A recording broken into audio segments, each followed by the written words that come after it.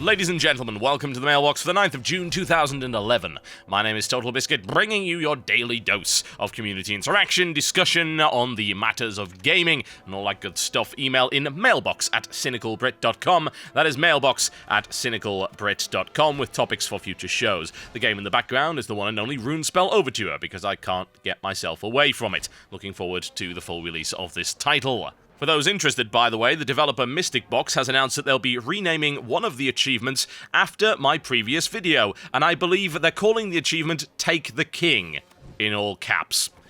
Yes, there you go. Is it not a wonderful, wonderful thing? Oh my. Right, okay, so let's get on with the first email, shall we? I might point out this may be my last mailbox, because after I do some more Duke Nukem Forever videos tonight, since it's coming out at, I believe, 11 PM in the British Isles, I will probably be lynched by a large number of angry fanboys. Oh well. I've had a good life. This one comes in from Ibby Raider that says, I've recently just discovered the upcoming and my personal most anticipated game of the year, Elder Scrolls V Skyrim, has been developed for Xbox 360 and PS3 and is being ported to the PC. This means the graphics, gameplay, and controls are all optimized for a console. I don't know why, but this kind of thing annoys me because more and more developers are actually doing it. Video games that were literally made and popularized on the PC have moved to consoles as their primary demographic, and it makes me feel like developers are abandoning the platform that made them. Is this simply because the game is easier to develop on an Xbox or PS3, or is there a bigger reason? Since the number of console gamers vastly outnumbers the PC, do the developers simply want more money? Well, yes, and it's honestly not all that unreasonable to suggest that they bring out console versions of modern games. At the end of the day, the console version will sell by the truckload. It's as simple as that. And this is coming from someone, by the way, that actually put 300 hours into Oblivion on a console. And yes, it had its problems, but that game's world is what got me immersed in it, and the quests got me immersed in it. I still believe that Oblivion and Morrowind are two of the games that have the best quests out of anything ever. And I'm not talking about the main quest, I'm talking about the side quests. Bethesda does side quests really well. In fact, pretty much I'd say that they do the best side quests in the industry. Yes, better than BioWare, I'll go that far. Now, it is disturbing to say that they're developing for 360 and PS3 as the primary platform, because we are talking about hardware that is now 6 years old. And I have to say that Bethesda have always been on the forefront, especially with the Elder Scrolls games, of pushing the graphical envelope.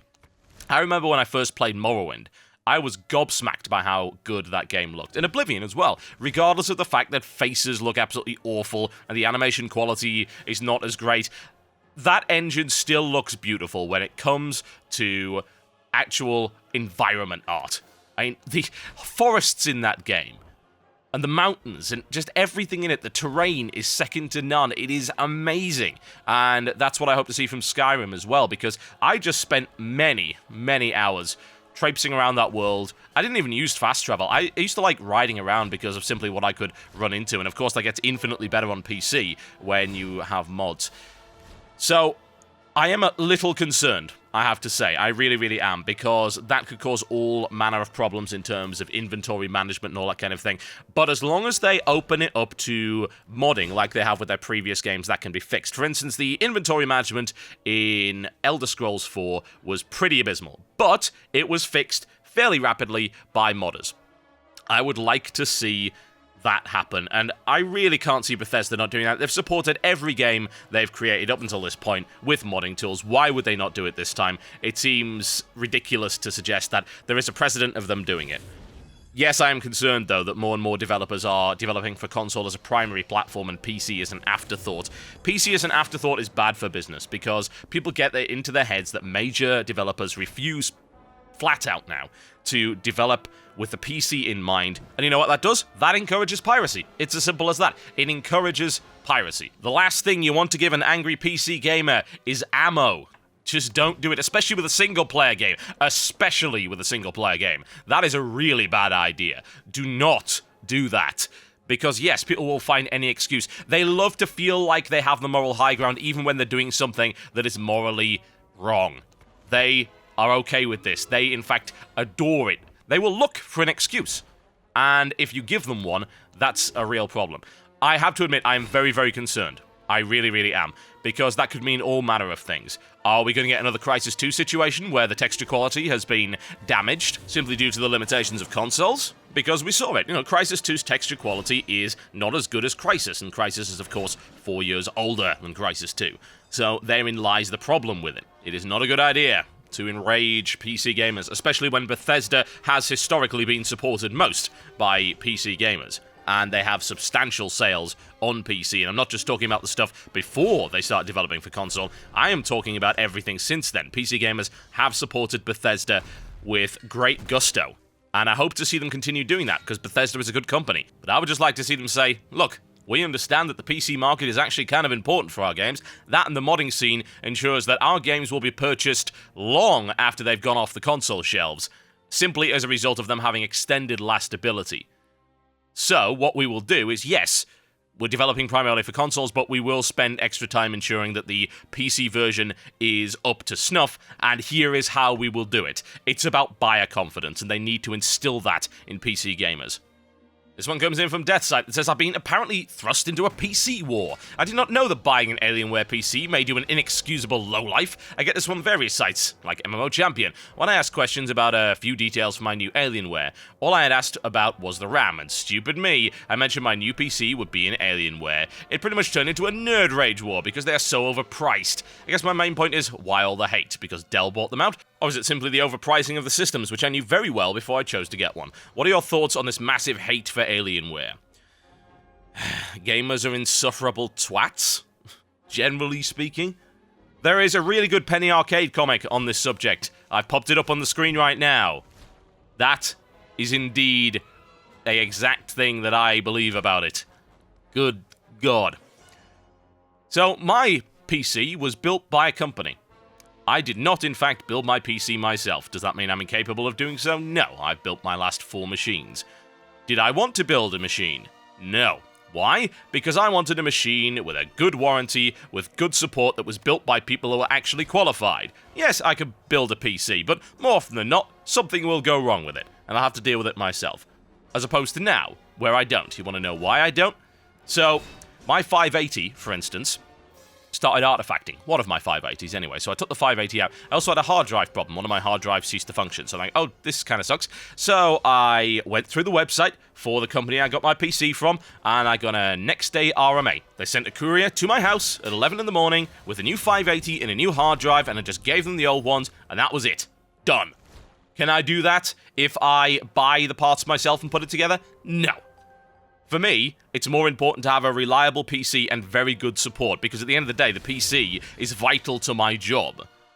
I totally understand people that buy Alienware. Yes, they are overpriced, but they are really good quality, and their support is very solid indeed. And to be fair, buying an Alienware is the equivalent of buying a sports car. It's like, oh, why'd you buy a sports car? It's overpriced and it gets bad gas mileage. It's an Alienware. It's a really nice machine. It is a bit of a status symbol. Some people like to have those kind of things. Who the hell are you to say otherwise? It is fairly insufferable, really. Yes, it is a good idea to learn how to build a PC, or at least to upgrade one. That's good. That's a useful life skill to have. That doesn't mean that if you have the money, you should just go and build your own PC, though.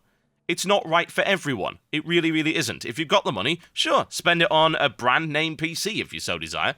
Nobody seems to have any qualms about doing that with laptops, but apparently because, of course, you have the option of building your own PC, that you should. There's nothing wrong with building your own machine, but there's also nothing wrong with buying the hardware. Honestly. There are far, far more important things to be worried about than whether or not some guy decided, with his disposable income, to purchase a PC from a brand name that, while, yes, overpriced, is a very well-built machine, and has great support backing it up. What is the problem? Also, can we stop whining about Alienware? For God's sake, they put so much support into the PC gaming market. They sponsor tons of esports tournaments, for instance. So I'm actually kind of grateful for that. Hell, the best team in the UK, and an internationally recognized StarCraft 2 team, as well as, I might add, plenty of other esports, Dignitas, their primary sponsor is Alienware. They pump a ton of money into the esports scene. So why all the hate? Who knows? This one comes in from Moss that says, in my recent time enjoying the gaming media, I've noticed an ugly, dark trend about licensed movie games. Most of them are just awful. A few are enjoyable, but incredibly generic. These games just simply lack quality. Although this sounds cheesy, the main ingredient for making games is love. If developers love the game they're making, usually the game is good. I feel that people who make licensed movie games are just working on them for money. There's no inspiration for the game, no creativity, no proper execution. To me, it seems the game is made to squeeze every possible dollar out of the movie, and in my opinion, if developers actually chose to put actual effort into the game would be more luster. People would simply like the game more. If more people like the game, more people buy it. Therefore, developers make more money. I honestly do not know why this is the way that it is, and it doesn't seem to be a new thing either. Take Friday the 13th for the NES. That was a horrible game. Or Clash of the Titans for multi-platforms last year. You constantly talk about how games are made because people buy them. Well, who buys these games? I don't. There must be some demand for them. Why? Your opinion would be greatly appreciated. Well, for my several years' experience being a labor drone at game, a long time ago now, kids and parents buy movie license games. Generally speaking, there's a ton of marketing hype surrounding a big movie release, and that will also drive sales of the game. And it's a way to merchandise, just like anything else, like action figures and pillowcases and t-shirts. It's the same thing, only it's in game form, and while a t-shirt can't really be inherently bad unless it's got holes in it or perhaps infested by a wild angry badger, games can very much be incredibly awful. Usually the problem is that it's done on a very limited time frame. It's not necessarily due to the fact that the developers just don't care, although I am absolutely certain that that's got something to do with it. It's pretty difficult to care about what you know will be a licensed cash cow. But it's also down to time frames. These games get developed in a very short period of time to coincide with the movie release. They are not prepared years in advance. They don't get the same development cycle that normal titles get. As a result, they generally suck. There are some exceptions. Spider-Man 2, for instance. Amazing game. Absolutely incredible. Really good. Chronicles of Riddick, Escape from Butcher Bay, and of course the follow-up Assault on Dark Athena. Excellent games in their own right. Very, very good indeed. Hell, even X-Men Origins Wolverine was pretty damn awesome. It had its faults, but it was a pretty freaking awesome brawler. The Warriors, another example there. Admittedly, that wasn't really tied into it per se. That was released way after the release of the Warriors. I think that's the difference, isn't it? You can very, very clearly see the difference. These games are not released in a hurry. Think about the best movie tie-in game ever, GoldenEye, for instance. The film came out on November 17th, 1995. The game came out on August the 25th, 1997. A full 2 years later. There's the difference right there. You can very, very clearly see it. The clear difference is this. A good movie tie-in game will use the license to create a beneficial sense of familiarity to the player and flesh out the world. A bad movie tie-in game will exploit the license in order to generate sales from a temporary interest in a passing product. This one comes in from Liam that says, there is an issue that I've seen growing in the gaming community, and this is, of course, stereotyping. I have a number of friends who play video games. Some play Call of Duty, and others play games like DDO and WoW. As a player of many games, I notice stereotyping. People who play FPS go on about MMO players and how nerdy it is to play MMORPGs, and that all good and cool gamers play FPS. I've played a few Star Wars games, DDO and Lotro, and because these games have a so-called nerdy reputation, it seems that players are unable to accept that there are different styles of games other than what they constantly play. There are a number of genres on the market, and whatever genre people wish to play, they should be free to play it without the stereotyping. My question is, what are your thoughts and views on stereotyping that goes on in the gaming community? My thoughts are, it's identical to stereotyping that goes on in any other bloody community. Sports fans, fans of certain sports that don't like other sports, like, oh, you watch that? It's like, oh, God's sake.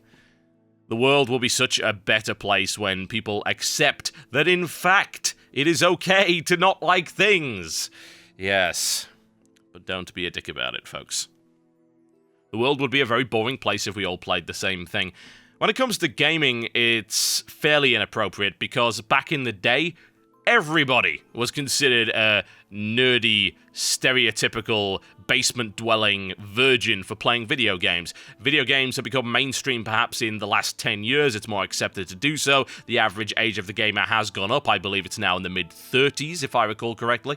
So it is a stupid thing to do, but it's here to stay, and it's going to continue for a very, very long time indeed, because that's just the nature of people, and everything, and I do mean everything, ends up with this kind of behavior. It's kind of sad. It's pretty pathetic, really. When it comes to FPS, it's always amusing. MMOs are for nerds, plays Call of Duty, gets his 10th prestige, grinds more levels. these genres are melding together now. There's very little difference between the two. It's not really a case of me saying, look, we should put aside our differences and rally towards a common cause, because that's never gonna happen. There are too many gamers now. We're not some kind of persecuted minority. We don't need affirmative action here. There are a ton of gamers. Almost everyone has played a game of some description. People are going to be dumbasses, and there is nothing you can do about it. Seriously, there isn't. Just don't pay so much attention to people like that. Really. They don't get to monopolize what you do with your leisure time. In fact, they have no say in it at all. Seriously, none. If I want to play Barbie's Magical Pony Adventure, I will damn well play Barbie's Magical Pony Adventure, and I will be proud of it, because you know what? It's my leisure time. I will do what I see fit with it. Thank you very much. Okay, folks, that's been done for the day. Thanks for watching the Mailbox. Email in mailbox@cynicalbrit.com with topics for future shows. The schedule today, well, we don't really have a schedule, but Duke Nukem Forever is the priority probably for today and some of tomorrow, simply because that's what people want to see. And you know what? I really hope it's better than the demo. I am ready to be surprised. I will be covering a first impressions, a later on in the game video, and the multiplayer as well. So there should be at least 3 Duke Nukem videos, and hopefully several of them will come out tonight, assuming there are no problems with the launch. Bear in mind, of course, it's launched in the EU tonight, and the Americans have to wait till next week. This would probably be the only time where this has happened. It's usually in reverse. It's the reason why I, most of the time, cannot get AAA videos out before Fridays, which is kind of annoying, I have to say, but there you go. The shoe is on the other foot this time. I do not believe it's the right thing to do, by the way. I support universal release dates across the board. There is no good reason anymore for that nonsense. None at all. I'll see you next time.